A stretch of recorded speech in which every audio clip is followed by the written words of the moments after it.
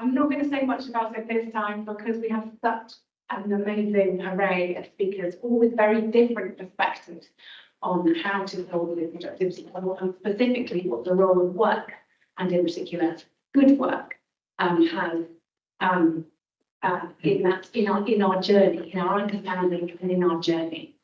Without ado, I am going to ask each panelist to introduce themselves and speak for a few minutes about their perspective on productivity.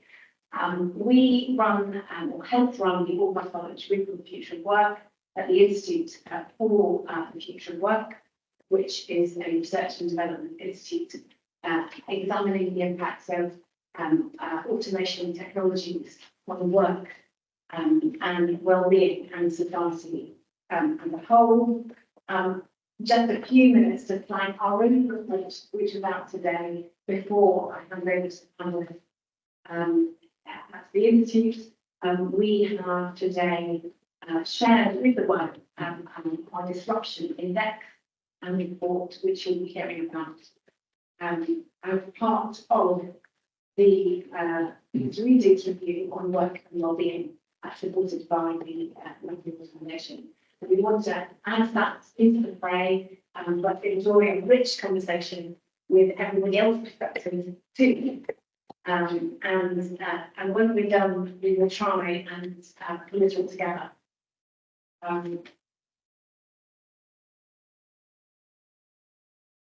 Jim Knight, Lord Jim Knight, sends his apologies. He is not in the study, but he is here with us in spirit. The first speaker is Professor Lincoln Simon. Very much, so let's say first of all about who I am.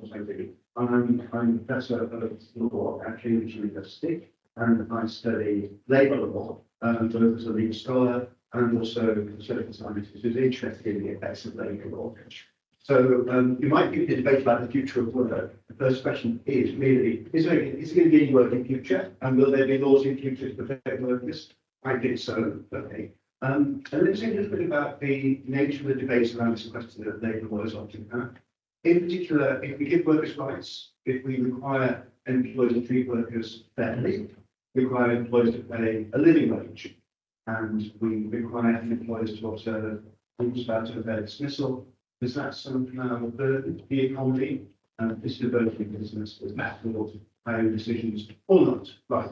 And that question can be addressed empirically if we have the evidence to address it. So what I've been doing with my colleagues in the past few years is building a data set of labour laws from around the world. So we have around 100 countries, 95% of the world GDP coded in the machine legal form using a particular kind of language. So we then test our legal data against economic data related to productivity, labour share, which is the share of wages versus the share going to dividends or rents, and also employment or unemployment. We want to look at this question empirically. When labour laws get stronger in a particular country, do we see unemployment go up, or do we see employment go up? What's the impact on productivity of an increase in labour rights?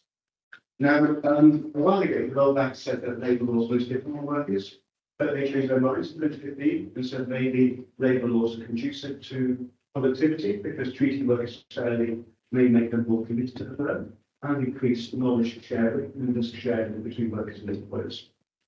And countries with the highest productivity in the world are also those with the strictest employment rights: the Netherlands, France, and Germany.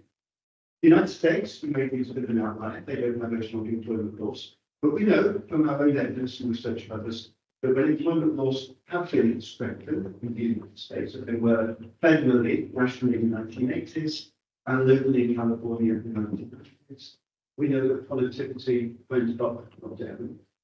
We know that when it became more difficult to sack people in California, there was more innovation, more patenting, more people employed in small high-tech firms, and a higher number of high-tech startups. Why is that? Because dismissal law gives workers some protection against what otherwise employment at will in America. You could be sacked at a moment's notice. So risk sharing and knowledge sharing can be encouraged by laws which at least provide for a minimal level of fair treatment in employment. What causes high productivity? I think three things. Capital investment is one, investment in trade is another, and the third is public infrastructure. Where does labour law come in? Well, work can be insufficiently protected. Right, wages can be too low, and work can be too unstable. And where wages are too low and work is unstable, employers have fewer incentives to invest in capital equipment.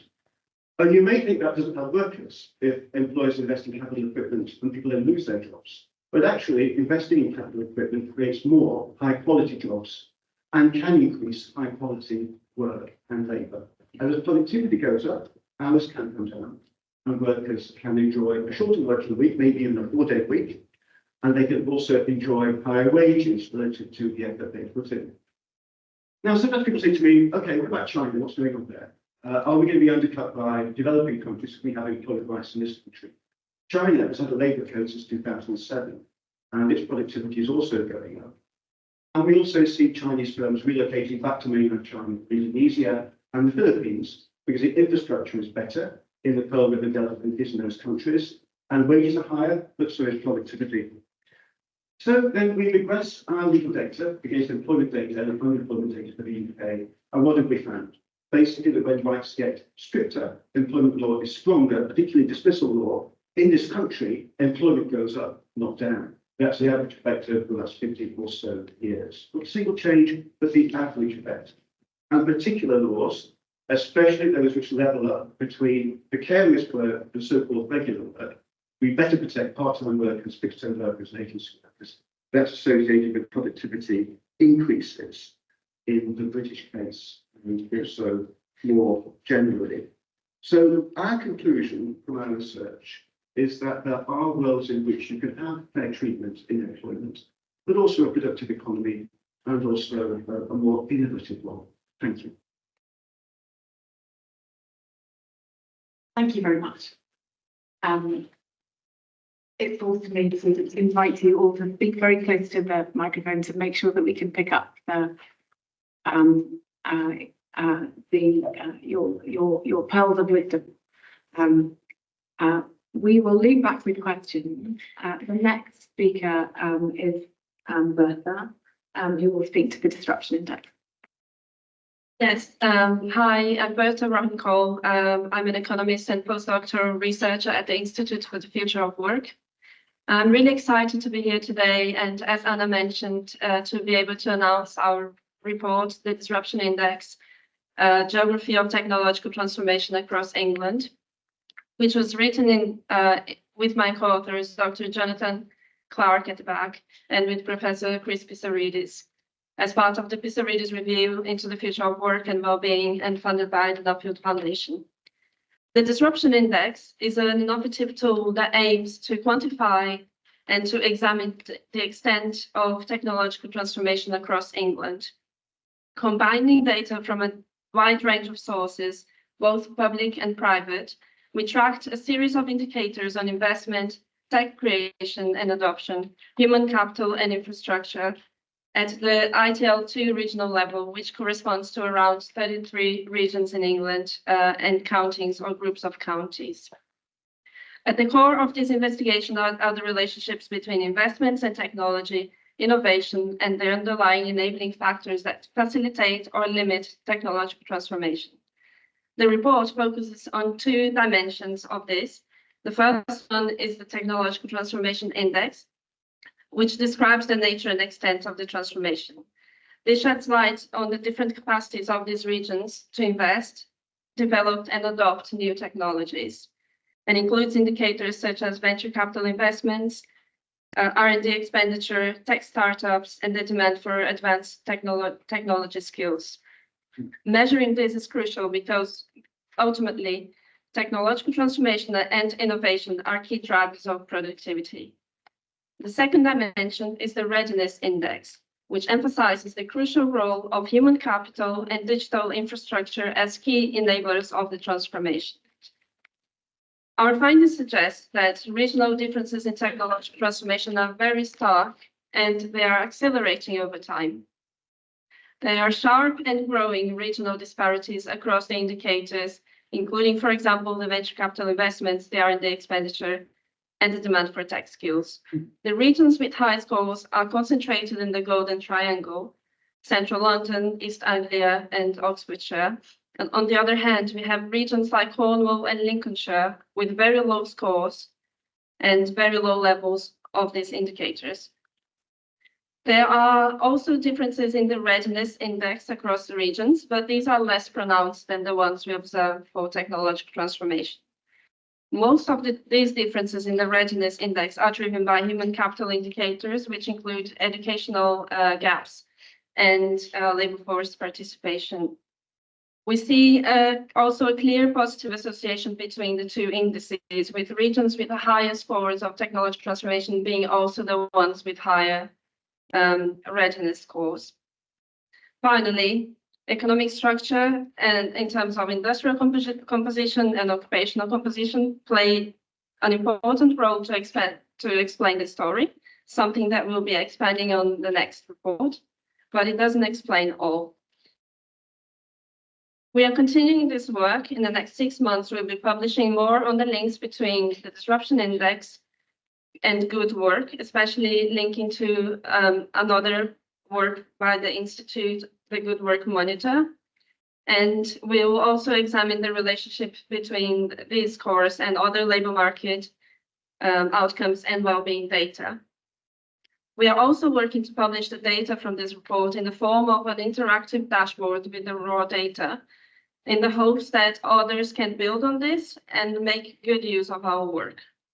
In our website, you can find the full disruption index report, the policy briefing, and the technical report. And you can also find updated Good Work Monitor scores for 2024. We hope you enjoy reading these outputs, and we're really keen to hear your thoughts on this. So do join the conversation. We are here today if you have any questions already, but if not, we can also answer by email or get in touch later. Thank you. Thank you very much. Congratulations. Our next speaker is Philip McCann. Professor McCann, if you'd like to pick up from Bertha, that would be great. Thank you very much. Well, following on from what Bertha said, firstly, I would recommend people read it. It's a great read, including the technical documents for those who like technical type of stuff. The briefing paper, the full report, and the technical document. Read them as a group because the amount of depth, you understand the amount of work that's gone into this, and also the nuances. So 3 points I would make. The first one is, why is this stuff important? Well, linking the disruption index material, these reports that Bertha referred to, also linking to the good work data sets and evidence papers which the Institute and the Pissarides Review have been producing, high quality work. They tell us where we've come from in this regard. They tell us where we are now. And this is about flagging up where we're likely to be going. So it's important to think about these things in terms of long-term trends, but the implications are very immediate. Why is it important? Because going back to the 1980s, if you think about the macroeconomic shocks of the 70s and 80s, they tend to be realized at the regional level in terms of very different employment shocks. So some regions, almost no change in employment, if anything, increases employment participations or activity rates. Whereas other regions were hit by very, very strong adverse shocks, which resulted in serious, both short-term, medium-term, and particularly long-term employment. So political narratives around labour markets focused on the language of employment. How many jobs? What are those gaps, unemployment gaps? Are they narrowing? And in particular, also politicians, particularly local, but national as well. New announcement, a new factory, 300 new jobs, great news. That's an old way of thinking about the problem because our markets are very deregulated. In general, if you look at standard measures like ILO measurements, I'm not talking about health withdrawal from the labour market, those kind of issues, but just in terms of standard sort of ILO measures, the unemployment issues in the UK have largely disappeared to the extent that our unemployment rates are systematically very low by OECD standards. That's not the issue. The issue is how do jobs relate to productivity and growth. What we see in the UK is large numbers of people are employed in jobs that don't generate productivity growth. They don't provide value added. On a personal level, they don't provide pride in one's work. They don't give aspirations, they don't lead to pathways for self-improvement, social mobility, all of those things which are critical for people's identity, well-being, self-value, and also in a community sense, what people understand that people are doing locally. This stuff is extremely important, and that's what this is all about. It's the quality of the work which is critical, what people do, how to work smarter, how do you use better technology, how do we move forward. So the first thing here is that shifting the narrative is critical. It's not about the number of jobs, it's about the number of good jobs. That's the critical thing. Secondly, what do we see from the report? Huge regional differences. Also, not only in terms of where we've got to through the good work, evolution, understanding how those have evolved across our UK cities and regions, but also what the likely shocks coming down the track are. And these shocks, which are articulated in the report, they're not things that are going to be happening in 10 years or 20 years. In some cases, they're more in terms of weeks and months. These things are starting to happen very, very fast. And the implications of that, again, are very different region by region. So we have to think as a country, we want people to engage and respond positively to these technological changes, but in a manner which allows places to equip themselves to take control and to move forward. How do we do that? That opens up the whole levelling up set of debates. These issues need to be thought about very, very seriously in that broader context. And actually the geography of the effects that Bert has outlined are actually very similar to the work on the transitions in terms of the green transitions. You get almost exactly the same results. If you look at the work of the Social Market Foundation in 2019, you'll see basically the same pattern. So what we see is the opportunities are very much weighted to the already prosperous regions, and the relative risks are weighted basically towards the weaker regions.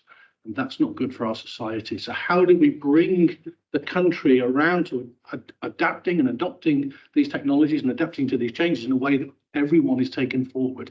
That's the challenge.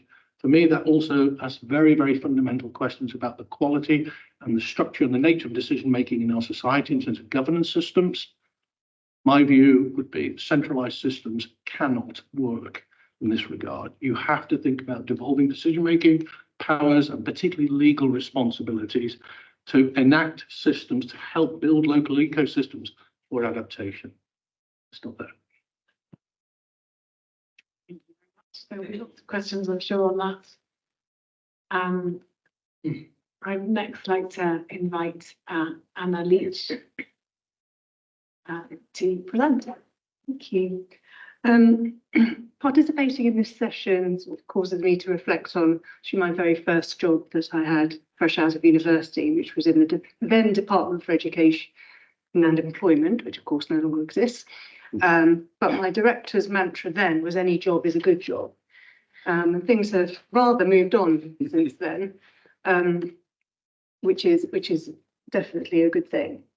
But in preparation for this session, I took a look back across the spectrum of CBI publications that we've put out on productivity over the years, particularly since the financial crisis, which really sort of was followed by flattening out in the UK's productivity performance.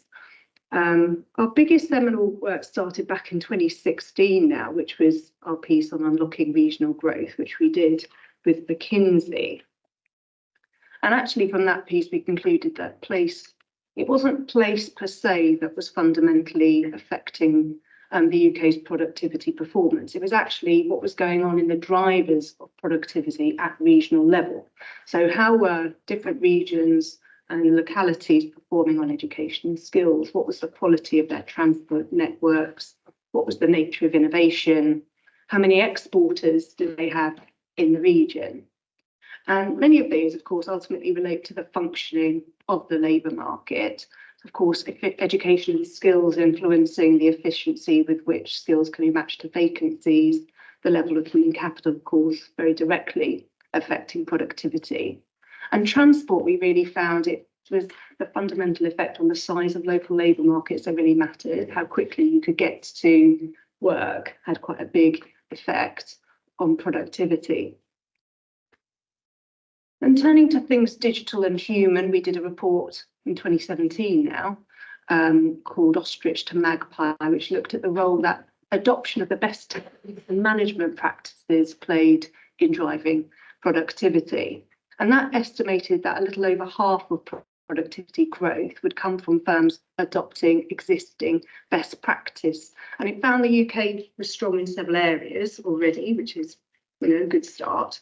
We were well integrated with global value chains. We had quite strong labour market mobility and performed well in terms of external collaboration. But we were behind in some key areas. We had quite a low number of exporting firms across the economy. We were quite patchy in terms of skills and processes being embedded in organisations. Also, we were behind in terms of visionary management and leadership, and obviously on investment, which is a very well rehearsed deficiency in the UK. In 2019, now we looked at the role of people practices in productivity and found that if the lowest people management performers lifted themselves to the UK average, it would raise UK productivity by a fifth. Here I'm going to reflect briefly on the Bernanke review of the Bank of England's forecasting, which was out last week, because I think there's some interesting food for thought in some of the recommendations that came out of that review, particularly in relation to the role that management practices and technology can play in organisational productivity. So one of the key recommendations, and perhaps a surprising one, was the amount of time being spent by the bank staff in getting the creaking IT infrastructure to work and turn out forecasts, the amount of time they were spending patching together aging systems. And, it is to their credit that actually the bank's forecasting performance is not out of line with its international counterparts, despite these deficiencies. But what was it that led the bank to allow its forecasting infrastructure to fall into such a sorry state? Did managers fail to escalate concerns? Did they not frame their investment asks correctly? Did they not make them at all? Did the top levels of the bank fail to adequately prioritise investment in IT? What is the bank's approach to investment? These sort of get to the core of the pragmatic challenges here. Turning to the CBI's policy priorities now, business obviously has a significant role to play in delivering productivity growth and in creating quality jobs for today and tomorrow. But there is a very significant role for government in creating the platform for productivity revival in the UK. So in November, the CBI published our manifesto ahead of the general election. Elements of this featured in our spring budget submission and were pulled out in our mayoral election manifestos as well. On those briefly, that highlights the role that mayors importantly should play in working collaboratively, leveraging existing local economic clusters and creating export plans. But some of the key themes of our recommendations now, starting with the investment landscape in the UK. Businesses tell us that the UK stands out internationally as having a particularly volatile policy landscape, which frustrates business decision making. And there are some fundamental changes in approach that would create a more stable backdrop for businesses to make the big investment decisions that are needed to drive productivity and build better quality jobs. So a few of those. The business tax system needs some fundamental review, focused on simplicity, certainty, consistency and competitiveness. The planning system, of course, as we all know, is very sticky. And some of our key recommendations there include resourcing local planning authorities to enable them to deliver key decisions more quickly, and also adopting recommendations from the second national infrastructure assessment. We need regulatory reform as well. We've recommended creating an office for future regulation, implementing recommendations from the 2023 AI white paper as well. On the labour market now, companies have told us actually that the UK's labour market is internationally competitive and has swung decisions towards investment in the UK over European alternative investment locations. So the competitiveness of the UK in this space is definitely worthy of protection, but that doesn't mean there isn't considerable work still to be done. There remain significant labour shortages across the UK, impeding activity and investment, and our priorities here are focused on skills and education policy, supporting businesses in the adoption of new technologies and AI, and also increasing the size of the labour market in the UK through labour market activation policy and improvements in the oversight of the migration system. And some of the specifics there, we're always talking about apprenticeship levy reform, but also very important to ensure the government's commitment to the expansion of childcare provision rolls out as planned. On net zero and energy as well, businesses are intensely frustrated by the government response to the packages offered by US and European counterparts. And the UK has the opportunity to outsmart rather than outspend here. And many of our recommendations are interconnected with points made above. So reforms to the tax and planning system, for example, to support grid connectivity and electrification, and efforts to enhance the performance of the UK's skills system. But we need a net zero investment plan, a competitive net zero incentive regime as well. To sum up, there's a huge opportunity here for the UK to step up its productivity performance, and a building need to do so, particularly following the weakness in living standards over the past couple of years, following the very significant rises in inflation. UK living standards have stalled, but they must not be allowed to fall backwards. I'll pretend to be Anna. Hello, sorry to be so horribly late. And thank you, Anna, for doing everything thus far. I'm fascinated to have heard that, Anna. I'm sorry to have missed some of it. Daniel, over to you. Thank you very much. I confess I've read the FT's review of your book, but not your book. So very good. Well, hopefully I can add a little detail. I thought the most useful thing I could do today, given the really important theme of this conversation, would be to share some ideas from the new book, which was published yesterday. It's called Growth, a Reckoning, and the central argument of the book is that there are very few things that politicians agree upon today, but the fact that we need more economic growth, I think, is one of them. Worklessness and poverty are rising. Average real wages, as we just heard before, haven't really moved. Our best measure of collective prosperity, they haven't really moved for 15 years. Public services are backlogged and broken. There's a sense that we desperately need more growth. The complication, though, is that the problem isn't that simple, and this is why I think that briefing report that we heard about just before is so interesting, because not only is there the sense that we need more growth and that growth is associated with almost every measure of human flourishing, but also that growth is coming at a very high price as well. That growth is behind climate change. That growth is widening inequalities in society. That growth is driving us to develop technologies like artificial intelligence, whose disruptive impacts on work, as we were just hearing before, and politics as well, it's not clear we can properly control. And growth is also, in some cases, desolating particular local places and communities. And so there is this tension between, on the one hand, we're pulled to sort of desperately want more growth, but on the other hand, it feels like we want less as well.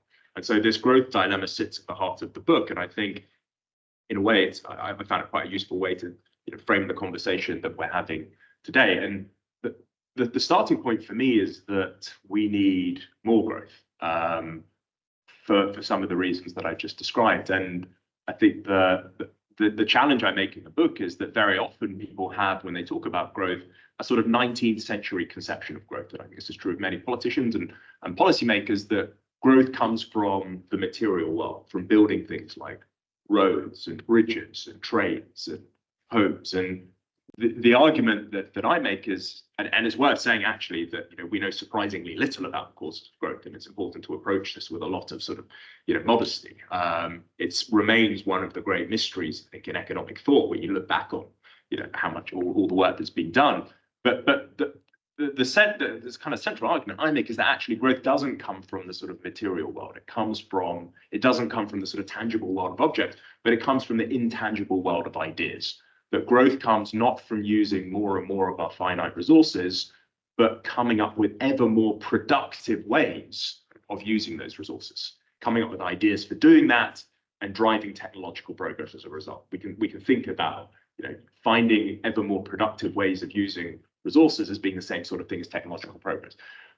Just one very kind of practical example.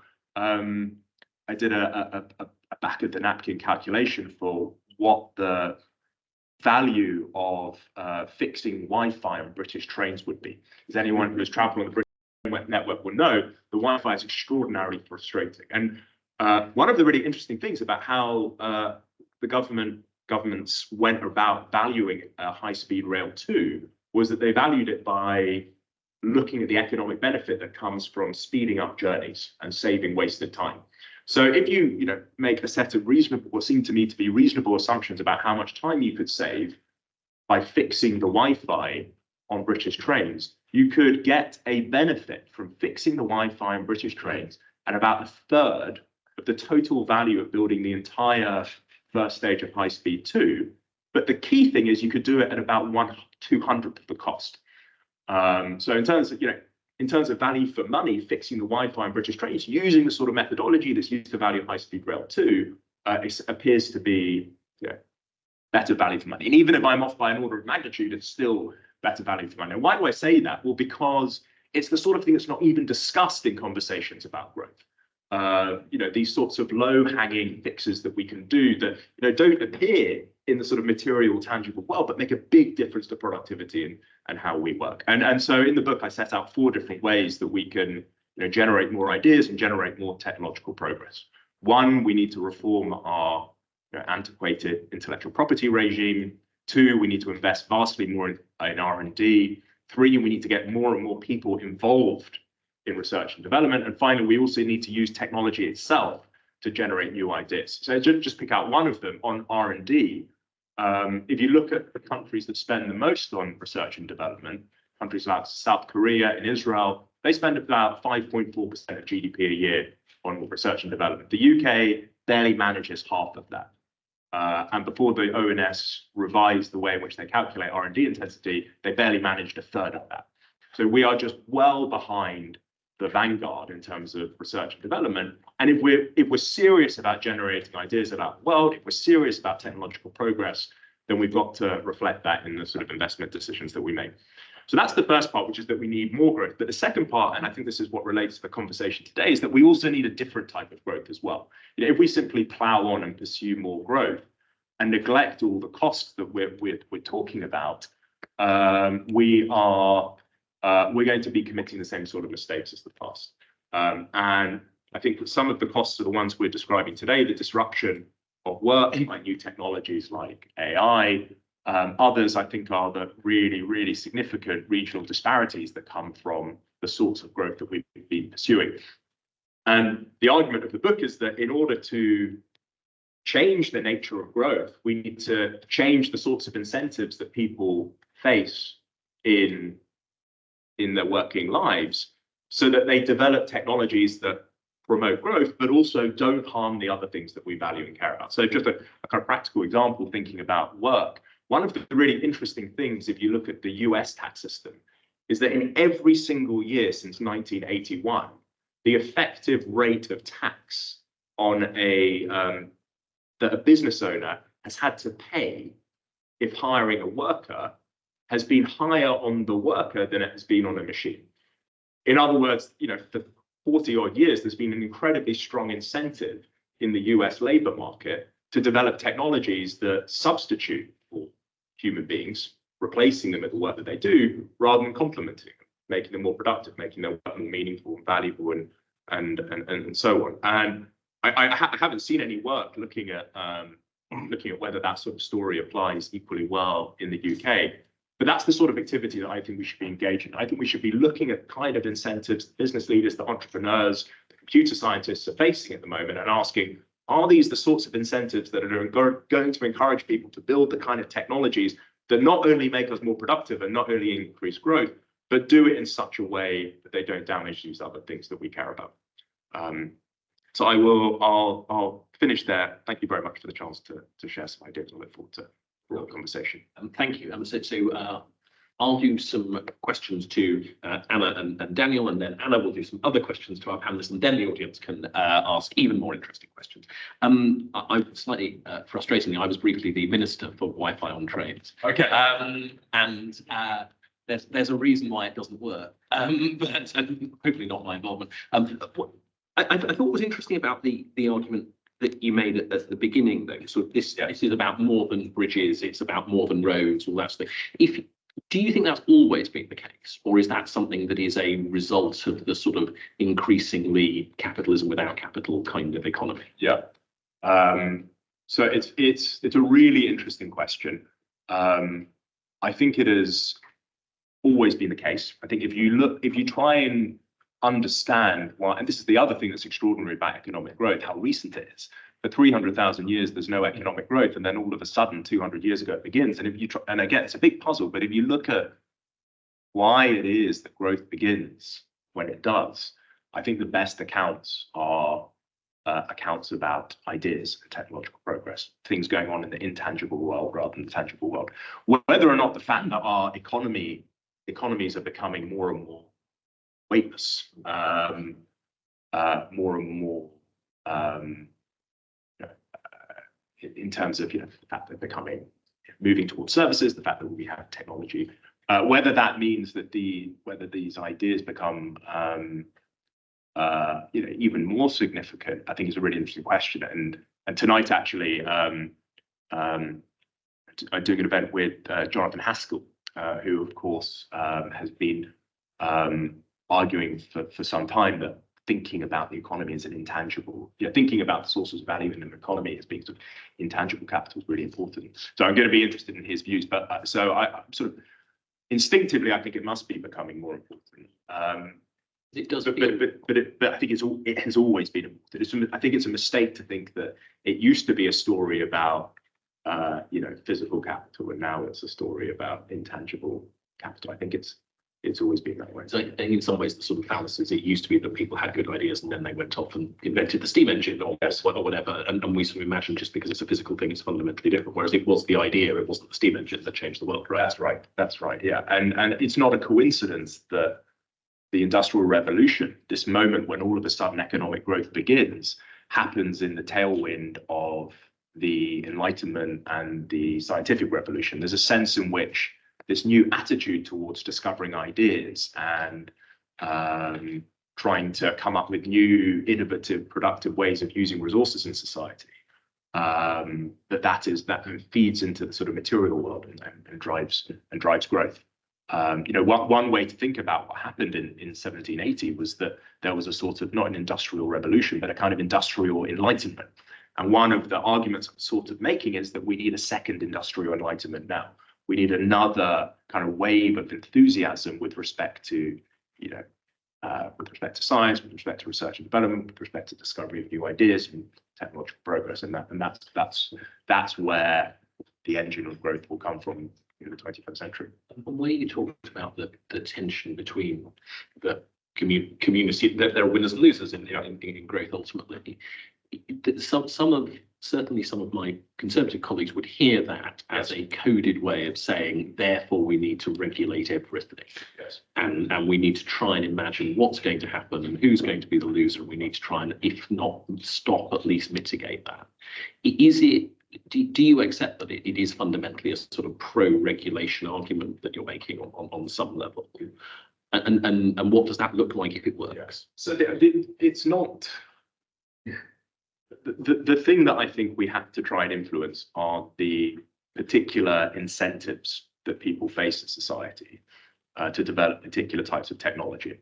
And I think a really good example of this working effectively is what's happened with respect to climate change over the last 15 years. If you go back and read the Stern Review back in 2007, one of the central conclusions was that it would cost 1% of GDP per year to reduce emissions by 80%. The year after, Lord Stern comes forward and says, no, I got it wrong, it's going to cost 2% of GDP. But yet today, most of the estimates are it's going to cost about 0.5% of GDP to fully. Now, why did that happen? It happened because there were 2 decades of yes, laws and regulations, but also taxes and subsidies, and also changes in social norms and culture that led people to develop technologies that not only promoted growth, but also, protected the environment. And I think, solar energy is the great example. It was just unimaginable 15 years ago that we would have the sort of progress that we've seen in solar energy. Sort of 200-fold collapse in the price per watt of solar energy, rapid uptake. That was just inconceivable 15 years ago. And the reason it's happened is because these incentives in society have changed with respect to the kind of technologies that we do. So, there's one way of thinking about it, which is, well, one way to change the incentives is through laws and regulations, and that's perhaps the more, top-down, statist approach. But there are other ways to change incentives in society, taxes and subsidies, and I think social norms. And I think that's really important as well for thinking about good work. What are the, I gave an example of how taxes and subsidies affect the incentives to automate work in the United States, but you might also look at the sort of culture in computer science and leading research laboratories at the moment, where the benchmark for success for computer scientists is, can we build a system that can outperform a human being? The moment for celebration, the moment when computer scientists slap each other in the back, is when we build technologies that replace people rather than help them. And you might ask, well, okay, maybe we can, change the way in which we allocate funding to different research institutes to encourage them to develop technologies that don't replace people but instead help them. So I think my focus in all of this is thinking about the incentives that people face to develop particular types of technologies. Anna, does that, from a CBI perspective, obviously everyone always says, do we need more regulation or less regulation? And actually the answer is we need the right regulation, which is sort of slightly glib answer. Do you think, though, we are heading, with, you mentioned AI a lot, obviously, do you think we are heading fundamentally to a future that needs more regulation? Is that what is it? Where do your members come down? Are they expecting government to get more and more involved in their working lives? I wouldn't say that they're expecting it or desire it. No one ever asked me. No. But I think what they're expecting is that, particularly the new technologies like AI, which have so much scope to create a step change in productivity and work, but also have so much embedded risk as well.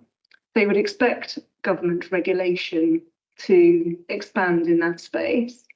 I mean, our proposals in that space are for that to be embedded in existing regulators, but those regulators to be brought together to work together more effectively and be a bit more tilted towards supporting investment and growth, and doing it in that way. And of course, then the regulations need to ultimately be aimed at fostering growth rather than perhaps overly tilted towards harm mitigation. But harm mitigation is incredibly important. So that's an area there is an expectation for the government to be getting more fully involved in. Well, it's hard, isn't it? Because you've got the when you bring lots of things under one regulator, you bring regulators together, you then end up with people making the criticism they make of Ofcom, which is it's just too big and it's inefficient. And at some point, everything comes back full circle, and you have lots of small regulators, and you say they're specialists, and therefore everything will apparently be better. And it's the same challenge when it comes to sort of regional versus central decision making in government as well. There's there are pros and cons to unified approaches versus having the sort of speed and sort of adaptability of having localized, decentralized decision making bodies. I hesitate to open the devolution can of.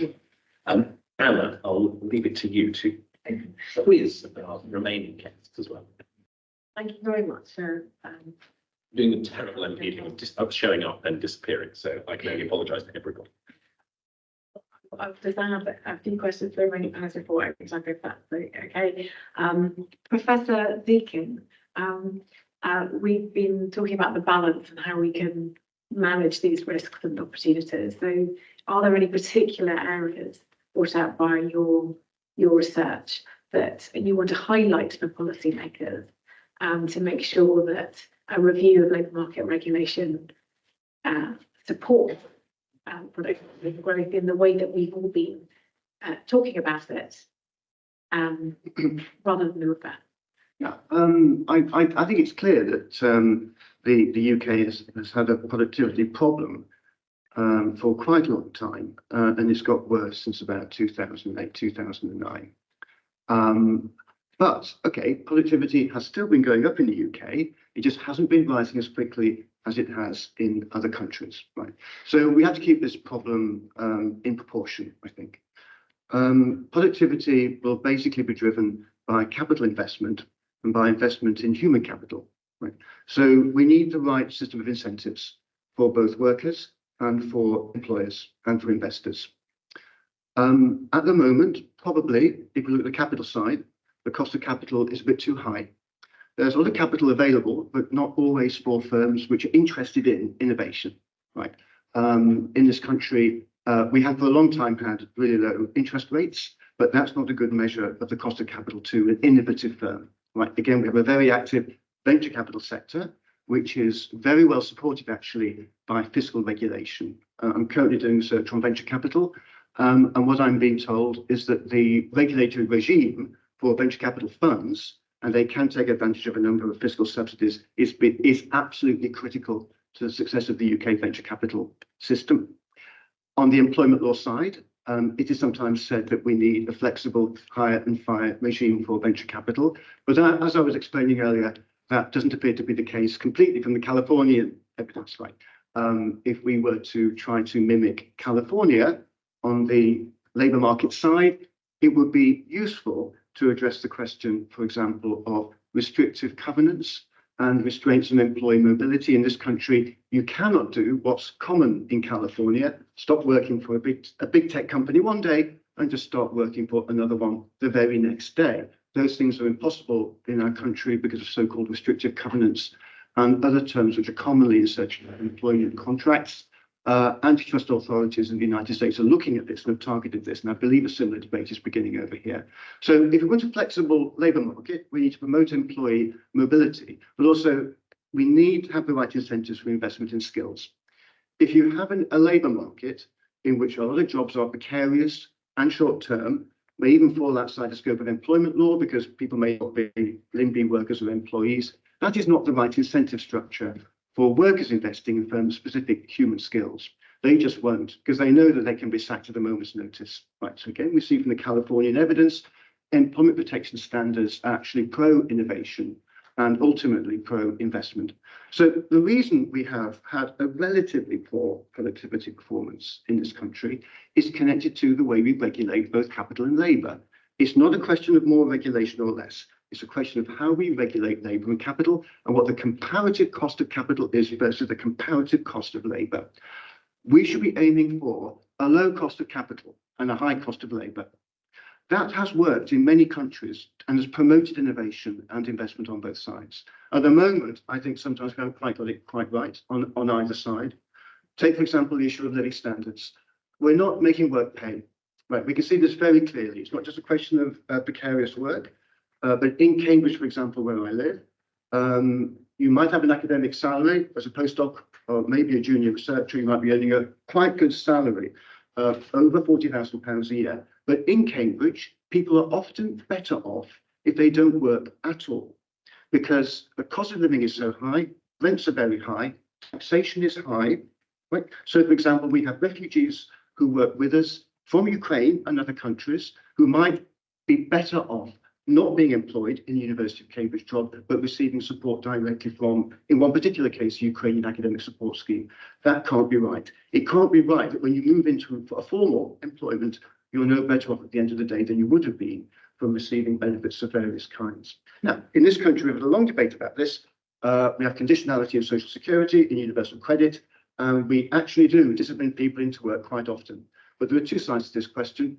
We need to make work more attractive. We need to make work more stable, and we need to make work fairer if people are to work. I wasn't very surprised when I found that employment goes up when employment rights also go up. Because when employment rights are strengthened, people want to work more, and they're happier to work more, and they seek out work. In this country, we have around 9 million people who are neither unemployed nor employed. A huge number of people who could work and need to be incentivized to work. And making universal credit more coercive won't affect those people because they mostly don't receive it. They don't receive job seekers allowance, and many of them don't even receive the various disability and illness-related benefits which they are entitled to if they are ill or disabled. So making work fairer is actually smart regulation, in my view, and regulating capital markets so we funnel capital to where it's really needed, innovative firms, and not so much investment in real estate and in speculation would be really helpful, I think. Not leaving because I disagree. You make me seem like Many more questions, but we'll look forward to picking those up in roundtables next week with you so we can get to the audience. Just a couple of questions for the remaining panelists. Professor McCann, I'm picking up what Daniel said about a sort of second industrial enlightenment. I'm thinking about some of the things that you've said about good work. And also what you were highlighting about the multiple dimensions and factors which sort of underpin your comments on devolution. Nonetheless, not going to devolution yet. How taking all these as a whole and the disruption index and the good work monitor together, how far is this taking us towards mission focused technological transformation in terms of it, investment, research and development, design, procurement, and the parts of the cycle that are covered by the disruption index? I have various thoughts on this stuff, and I've written thousands of pages over the years on this kind of stuff. So I would encapsulate. I'm going to pick up on something that Daniel said. I say it's great to meet you because I love your writing. I think it's great. But I'm going to disagree. Yeah, there it is. Yeah. I'm not going to disagree with you. I'm going to put a slight twist on it. Let's define Daniel's second industrial enlightenment. No, it's completely correct. Daniel's completely correct. But you have to put this in the context of the UK. The UK is a very, very strange country. We don't look like any other OECD country. On many, many levels, we are a complete outlier on so many dimensions. And on this particular one, so if you think about the knowledge revolution that drives, the Enlightenment, the Industrial Revolution, second industrial revolution, third, now we're talking Industry 4.0, 2.0, 3.0, 4.0, whatever. If you go back to Jonathan Haskell, and I'm at the Productivity Institute, and of course, Jonathan's also one of the leads there, as well as the Bank of England. Stian Westlake and Jonathan Haskell, they talk about the knowledge economy having 4 S's, which is attributes, scale, scalability, sunkenness, spillovers and synergies. The problem is those 4 S's, when you think about them in terms of how they relate to the economic geography of how the economy functions, they can have completely opposite effects. You can have diffusion effects or concentration effects. And in the UK case, the way everything works tends to forge concentration effects. And part of the reason, I would argue, there's 2 elements to it. One is because our physical infrastructure is so poor. You have to remember the UK has the smallest number of high-speed roads per capita in Europe. It has the smallest number of high-speed railway per capita and unit of GDP in Europe. We have the oldest housing stock and the smallest housing stock per capita, and we have the lowest level of robots in the advanced group of OECD countries. We are low on everything.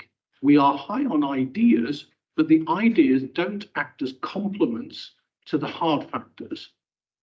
So in the Haskell and Westlake argument about knowledge, what happens, we produce lots of ideas and they don't stick in many parts of the country. Andy Haldane talks about an economy which is a hub with no spokes. And this relates directly to the work of the disruption index. If you cannot disseminate and spread and diffuse those knowledge things, then you start building up societal problems. And fundamentally, as well as this lack of interaction between soft capital and tangible capital and hard capital, if you like, in most countries which are highly productive are high on both.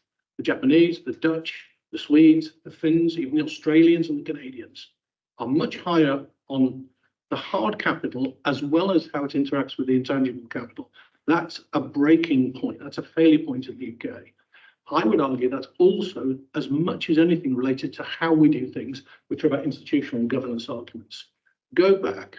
The Enlightenment, we think about new ideas, wasn't just academic dreaming of a few ideas.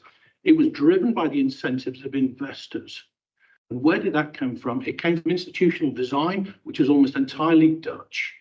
Flanders, Antwerp, then to Amsterdam after the Spanish move forward. Those ideas in modern capitalism were then imported to the UK, not via coffee houses, because of the invasion of the Dutch, which is William III. It wasn't invited in, it was an invasion. It was an enormous invasion. Those ideas were transplanted and built in.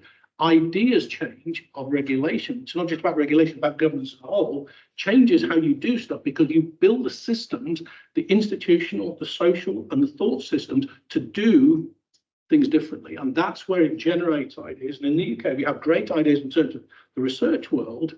The problem is we can't do anything with a lot of it. And that's a fundamental problem in the UK. And ideas are not going to solve that unless the ideas which are embedded in the whole way of the governance system are transformed. So I completely agree with Daniel. I love your writings. But in terms of the regional argument, the argument is very different. We are a hub with no spokes economy, and that comes out here that basically overlays that argument. How do you do it? And that's why it's multidimensional. It's not a technological issue. It is technology, absolutely driving these changes, but the responses for the adaptation and adoption have to be sociological, political, institutional, legal. And how do you do that? They are much more difficult to do. It's easier to come up with ideas in the laboratory than it is to change legal and political things. And that's the real challenge, I would argue, in the UK, is this fundamental. When I talk about multidimensional, I'm meaning that stuff. And the kind of, the knowledge economy stuff of itself can't solve these problems. It provides a pathway to a solution, but you've still got to put in place the building blocks of what those solutions might look like.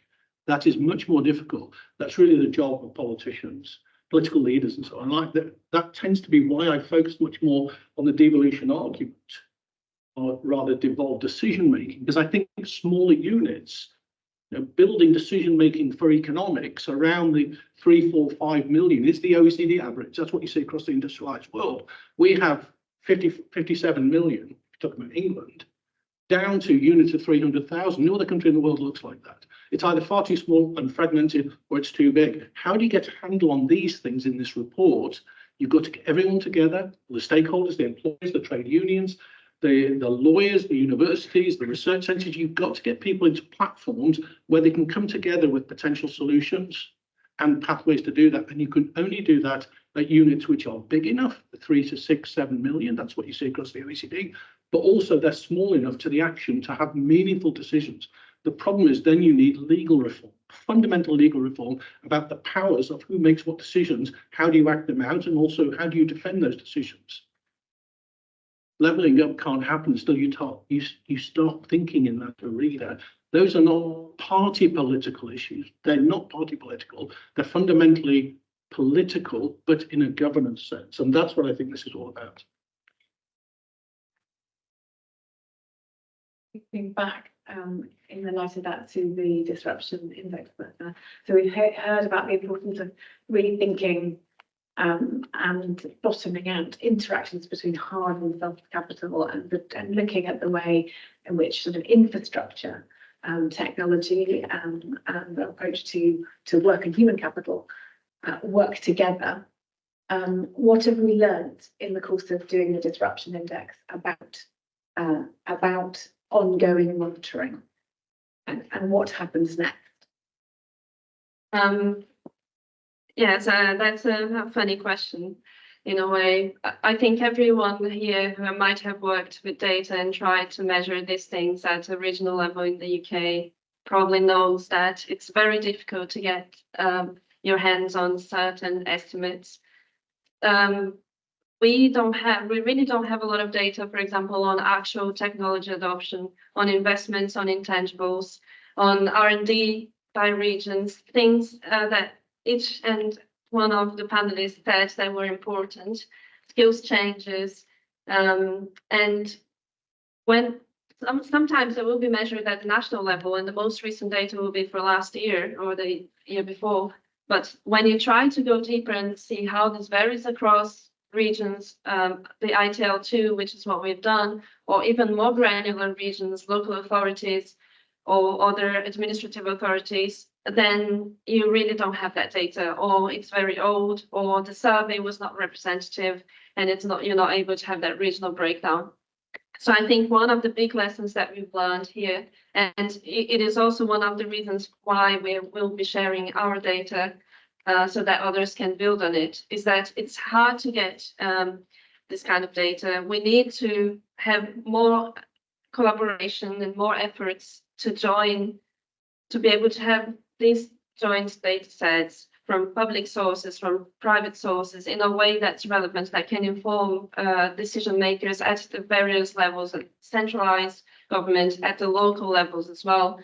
And we see that in other countries this is being done. I just saw yesterday there was a report, a working paper in BER that was just saying how they started to monitor AI adoption in the US month by month. So they just shown that from September last year until February, I think it doubled. They were able to see that the adoption rate of AI technologies doubled, and they were expecting another 3% increase, or 3 percentage points increase until the fall this year.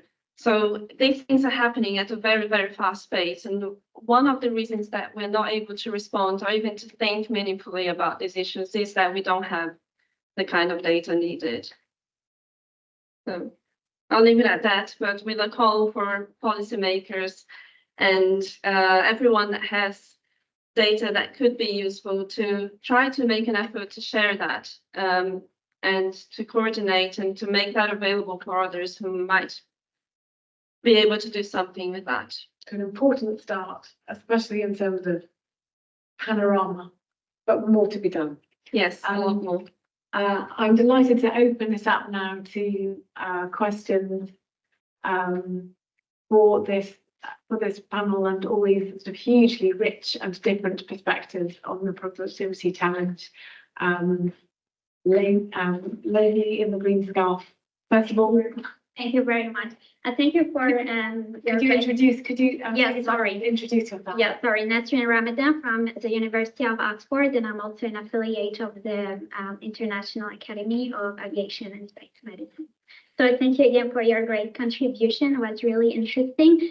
So my comments and questions connect to various points you have made. I think there is general consensus that STEM education and digital literacy are key for the future of the workplace, the work, and the workforce. There have been a lot of attention brought to the fact that, for example, deprived community have are experiencing inequalities in access to STEM education, digital education, and opportunity. So there have been a lot of outreach initiatives and resources kind of implemented in different ways to reduce that gap and support kids and young people. However, there have been very little attention to address that problem among adults. There have been a study from McKinsey among 8 major economies across the world, and the study suggests that 1 in 30 professionals will have to switch jobs due to replacement with automated systems. However, that specific fraction of the workforce is a fraction with no STEM skill set in digital literacy. So there are very high risk of poverty in the next 10 years. So how can we address that problem, and what resources can we put to be able to reach out to that fraction of the society? Because they will not be able to switch to actual jobs without that skill set. Any takers, or shall I pick up someone? I can start with some comments and things. Yep. it's very interesting what you said, and we did publish a report a few months ago, February, about the change in skills in the labour market, exactly showing that people from 2016 to 2022, the skill sets that people need to have to be employable have been changing so much. And this is based on the demanded skills in job adverts.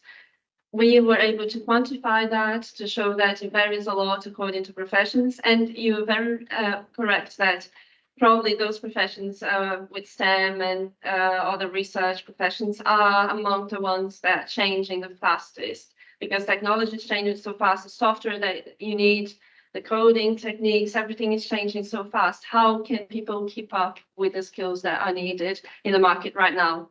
I don't have the answers for you, but we did have some thoughts about who should be responsible for this, and perhaps a shared responsibility sometimes.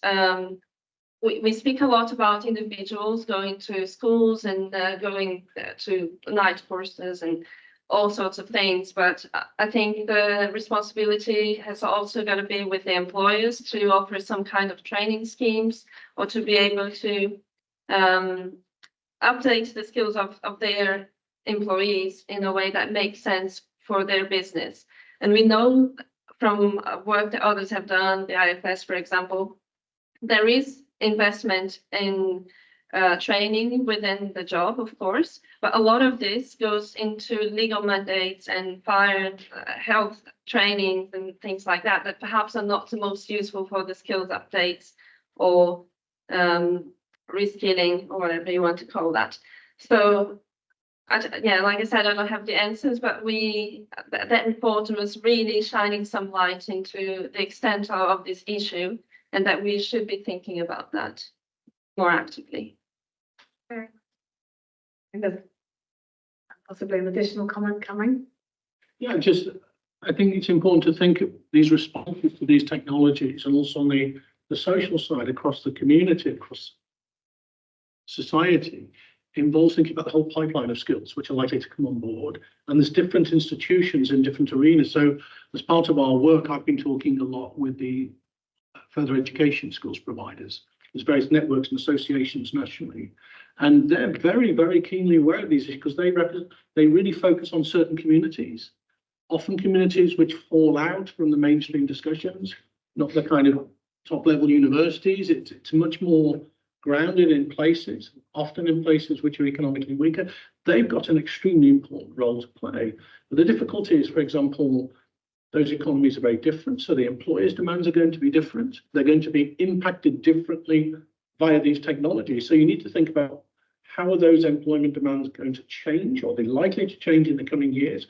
What kind of skills provision do you need to provide for those communities? But the difficulty with a lot of those skills providers is that they're bound by certification rules, which is centralized. And the centralized certification rules often have absolutely no relationship with the communities they're trying to serve. And the local employers know what are needed. They've got the best reconnaissance in terms of how our trajectories are going to change. What kind of skills do we want? The skills providers have really good ideas, because they tend to be very embedded in the community about the skills portfolios and how they can help adapt them. And neither of them are able to do anything, because they don't have a legal provision or a mandate to flexibly adapt national certification schemes. Their movement, their leeway for movement is very, very narrow, and it's designed on a centralized architecture. So I've always said, I think, finding ways to devolve a lot of the power and the authority and the data of the Department for Work and Pensions has to be part of the story of devolution. Because you can't just focus on land use and infrastructure and some governance things, but then skills is not part of that story.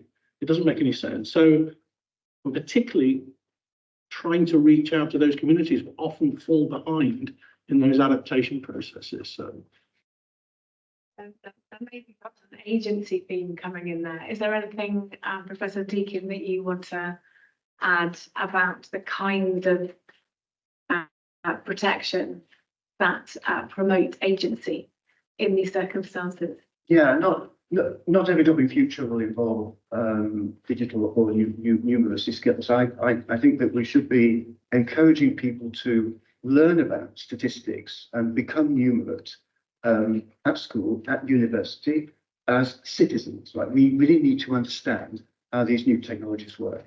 And they can't be understood without some basic familiarity with statistics, learning what code is, that kind of thing. But actually, we already see that people who are experts in coding might be losing their jobs because maybe generative AI can replace some of those functions. Okay, lawyers like me, we may see a reduction in the need for legal skills if part of those functions are automated.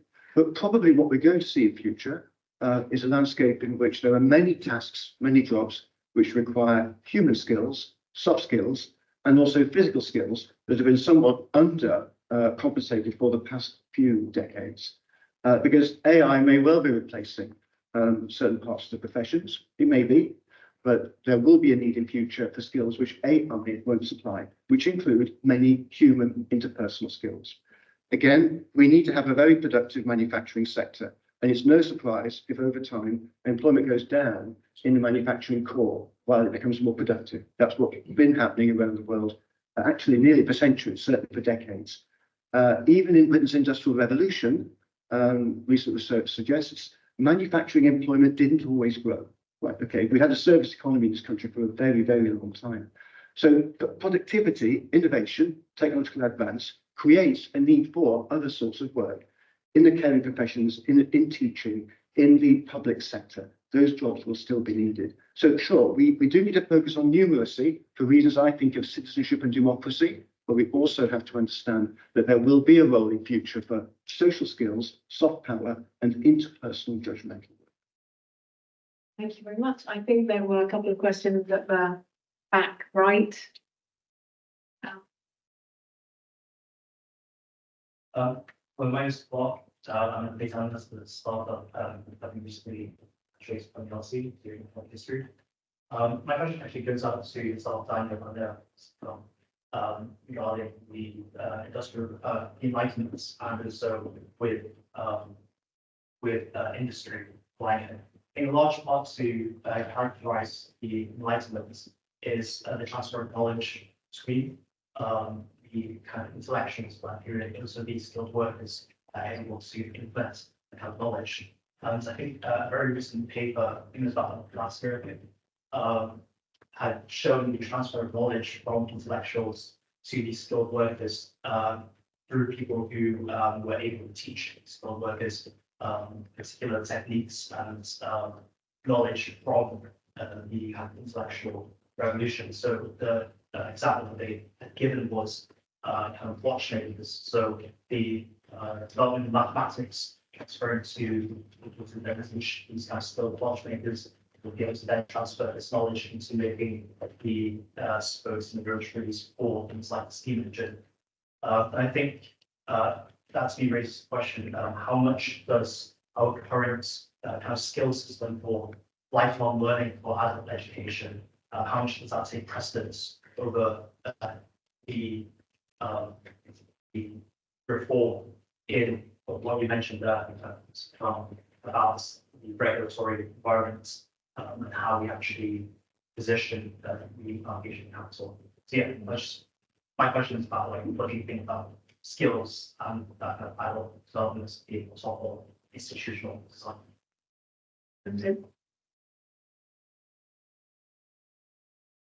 Yeah. Daniel, No, no, thank you. No, no, sorry. yeah, we haven't even had a lot more.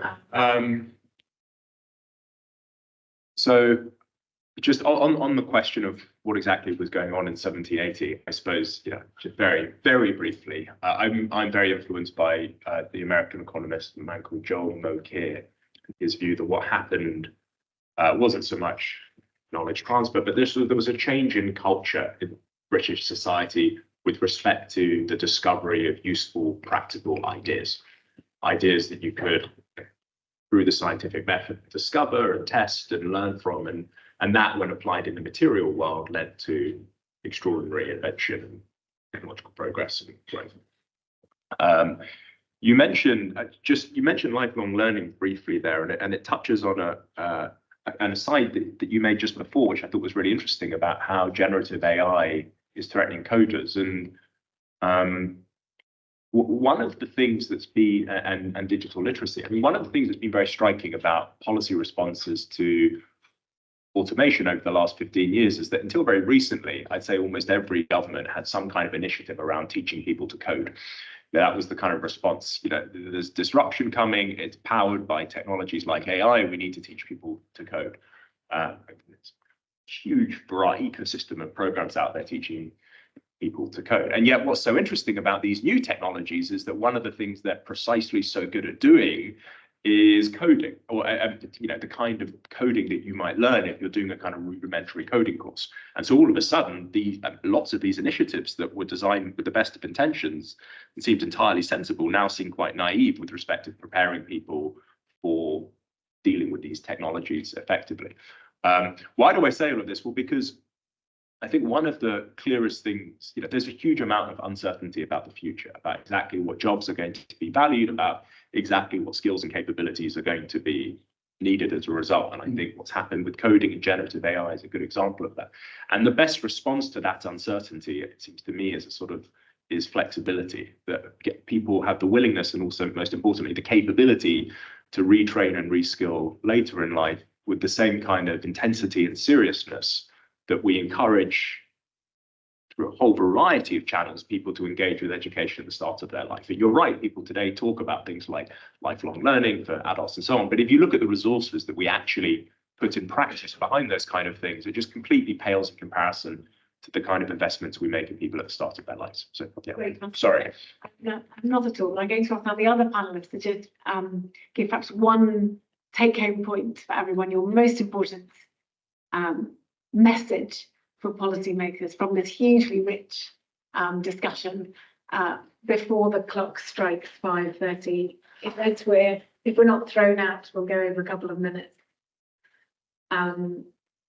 Moving around the room, Simon. I'm not sure about learning to code, but learning about statistics and that sort of numeracy is really essential if we're to understand what AI and machine learning are. And I speak as a lawyer who did his own re-education. You know, I trained as a lawyer, I became a law lecturer. At some point in my career, I started doing sociology and fieldwork, and at a later point, I started doing statistics.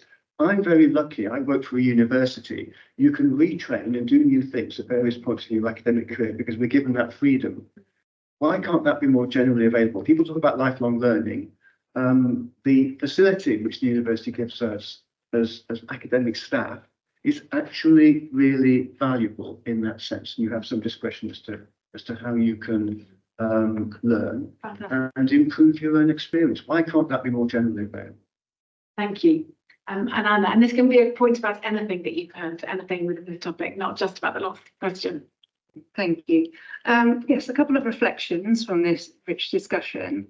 One is on tangible versus intangible, which is in relation to, are we moving away from the necessity for physical infrastructure and more towards the innovative and intangible side. And I agree with your point about the intangible has always been there. And just, I think, a word of warning to policymakers on the tangible front is that our infrastructure is quite creaking and you can't stop investing in it. Maybe we don't need, we're not in the position that China was in having to build an entirely new road and rail system from scratch. But the point about how far behind OECD counterparts the UK is in terms of the scale of its infrastructure per head is very telling and has a profound impact on our productivity. And then one more point in relation to lifelong learning, and that builds on the point you've just made, in fact, in relation to the freedom to undertake lifelong learning. For those in employment, you need your manager to buy into the necessity for you to take time out of work to refresh your skills. There's extensive academic work out there which shows how the UK's management skills are quite weak amongst the majority of firms, and that really compromises the quality of management decisions in relation to agreeing to allow staff to follow up on lifelong learning and refresh their skills. And I should come back again to the Bernanke review, which I was still quite shocked at some of the findings there, both in relation to IT infrastructure and in relation to working relationships between sort of normal staff, want of a better way of putting it, and PhD staff, which just goes to show even in the most august institutions in the UK, they're not immune to some of these challenges. Perfect, thank you. Philip? Well, in terms of exactly all the different comments, that we have to think in a multi-dimensional frame. You can't solve these problems in any way by looking for a silver bullet. The world's not like that. We've got to think about all these dimensions, and that makes it difficult, but that's the challenge. I mean, that's what you write about. You've got to think about a whole load of things at the same time, and you've got to act on a whole load of things at the same time. That's my view. Thank you. And last but not least, Bertha. Yeah, for me, I would say that at this point where we're seeing technological change happening so fast, generative AI is here changing all these things that we've been talking about. We really need to consider how this change is driving new inequalities, how it's creating polarizations that we might have not considered before. And we need to be able to measure these things. That's one very, very important point, coming back to what I said before. We need to be able to measure things, to understand the blockers, to understand the limits of why we're not doing the things that we think should be doing, and to monitor progress in the very important areas that we've been talking about, and considering socioeconomic groups, regional breakdowns, all those things. And we don't have that kind of data to do that at the moment in a good way. Thank you. And from my point, I think really just a nuance on your point, Philip, about a multi-dimensional perspective represented in our panelists and our discussion this afternoon. So important that it's multi-dimensional, so important that it takes into consideration different perceptions as well, and so important that we consider different tiers of government as well as systems at firm and individual level approaches. So thank you very much for coming. Stay in touch, watch for the further reports coming out soon, and see you next time.